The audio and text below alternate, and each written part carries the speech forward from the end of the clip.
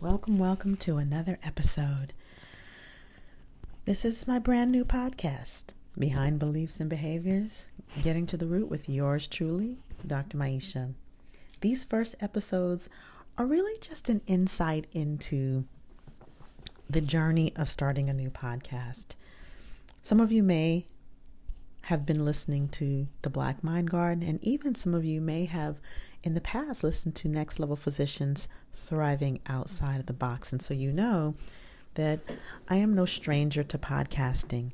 But why would I go and start a new one? Well, if you listen to the last episode or the first two episodes, you have a bit of background.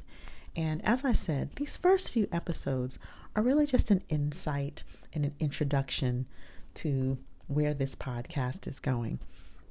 But today, I want to talk a little bit about transitions and what's behind transitions.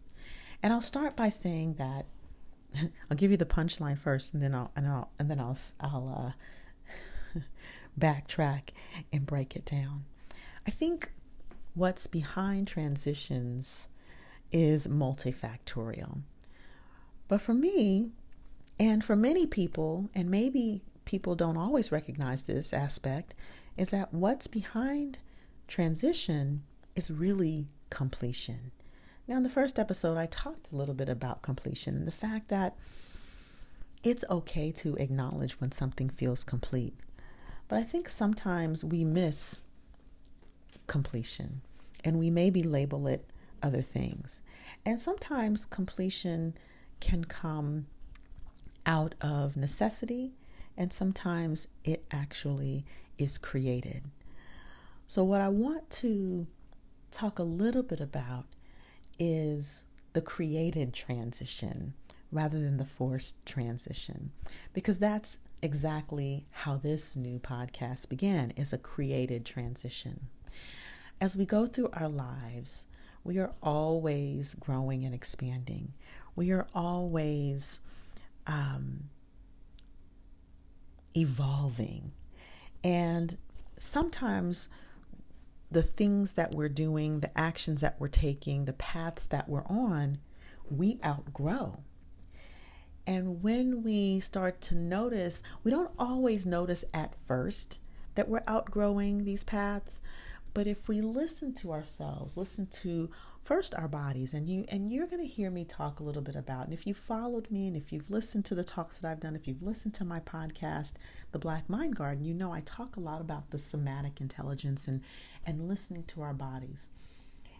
And if we really listen to our bodies when we're on a particular path, whether that path is a career path, whether it's a relationship path, whether it's an entrepreneurship or a business path, whether it's a financial path, an investment path, you name it, a friendship path, we have paths that we're on, and we can feel it in our body as we evolve when the path begins to shift and change, and when we're not in alignment with the path that we're on, or when we've outgrown the path that we're on and we feel the calling for something new.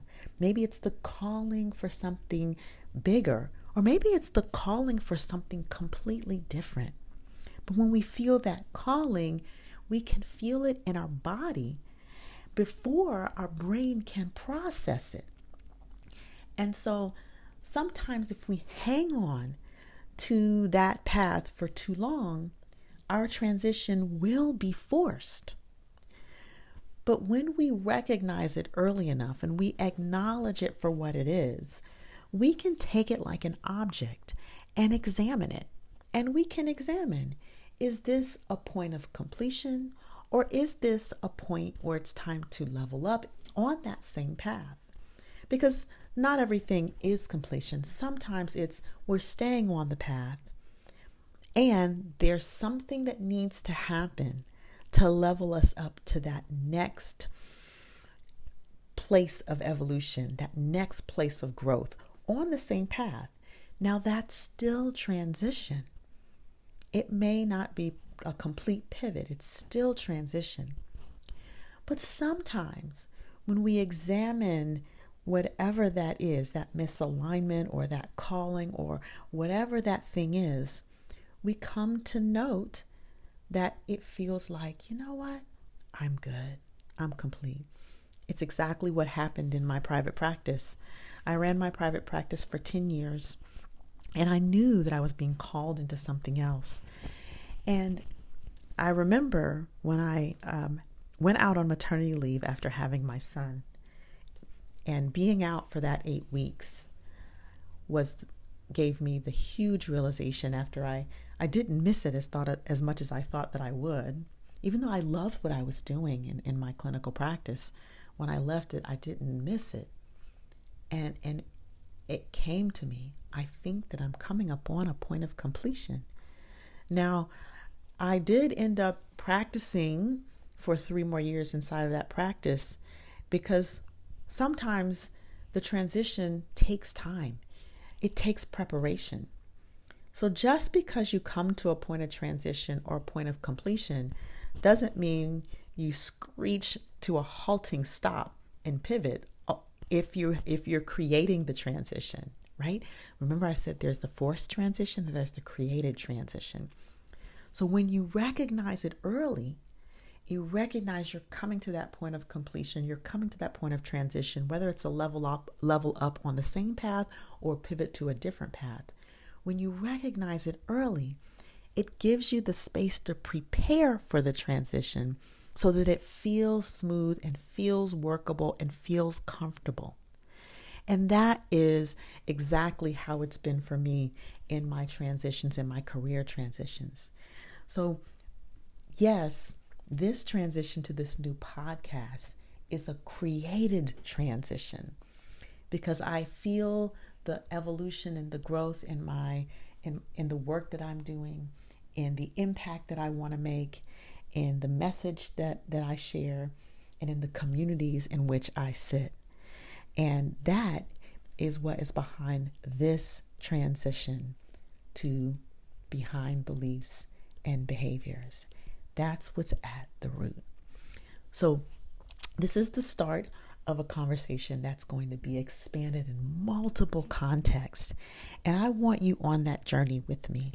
So I invite you to subscribe now, and please share this podcast, share this episode with at least 2 or 3 other people in your life, because we want to cause a ripple effect. This is not just a podcast. This is a movement. And we want to be able to, if we want to be able to make the kind of change that we want to make in the world, then we all must begin to evaluate what is behind our beliefs and our behaviors. With that, I leave you until the next episode. Stay empowered.